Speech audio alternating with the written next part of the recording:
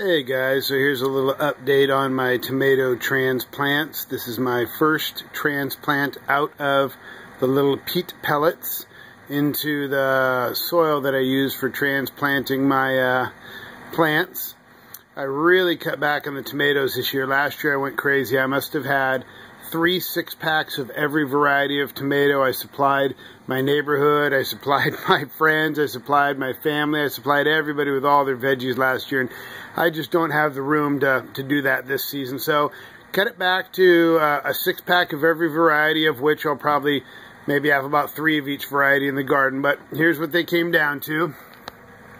There's the blueberry variety back there. That's the one by the guy grows out in Napa. What is his... Oh goodness, I can't think of the name of his farm out there that he does a lot of the real cool varieties of tomatoes for the Petaluma Seed Bank and for the Baker Creek Heirloom Seeds. Wild Boar Farms, that's what he's called, Wild Boar Farms. So he's got some real cool varieties, a lot of cool blue varieties, purple varieties, and two-tone varieties. So he's got some real cool stuff. I wanted to try those this year. So those came out. Those germinated well and grew really well. Those are nice. They got a real purple stem to them. They're a real cool variety.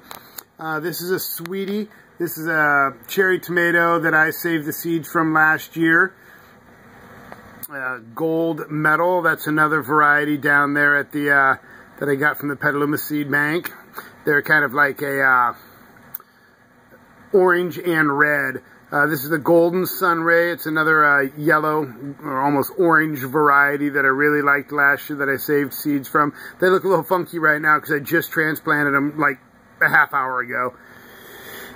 This is the Woodle Orange. These were one of my favorites last year, but they're really growing slow. I'm actually really behind on all my tomatoes and everything. I put so much time and effort into my peppers this year that it really put me behind on my tomatoes, but they grow fast, so I'm not too worried about it. So hopefully I'll get at least 3 real nice ones out of these that I'll be able to put in the garden, and I always give away the rest. And then the last one is the Cherokee Purple, another purple variety that I got from the Petaluma Seed Bank. These are going to be another real cool variety. So 6 varieties this season. Here's my little, that's what, you know, some of you guys asked what I water them. That's about how concentrated I make the maxi crop liquid seaweed. Just not very dark, just enough. It kind of looks like iced tea. In fact, it's in an old iced tea container. So that's about how dark I make it, because I'm putting it on about every, you know, up in the lights up there. It's about 80-85 degrees up in my grow area, so it's pretty warm and it dries them out pretty fast. So there's water going on them probably about every 3 days, so I don't really like it super concentrated. And some of you also had some questions about the soil that I put them into once I actually transplant, and I'll show you what I've been using. It's made by a company up here, the Wheeler's Amarone. It's a landscape supply place. It's called Mega Root. Let's see if I can get this up here. It's an organic root growth mix. Let's see here. They just talk about what it is. But anyway, what's in it? All organic. Peat moss, vermiculite, perlite, bone meal, blood meal, kelp meal, sulfate of potash, gypsum, oyster shell, flour, and mycorrhizal fungi. So that's what I use right here. Mega Root. It's put out by a place right near me, and actually kind of a little shout out to a little shop I've been doing a lot of shopping at, where I've been getting this. Even though the landscape supply place is right around the corner from my house, I've been going to this little shop. It's a hydroponic shop called Monster Garden, and the guys in there are real cool. They've turned me on to a lot of cool stuff. They're the ones that turned me on to that organic cocoa coir that I germinated my seeds in, and oh my gosh, I'll do a video on that.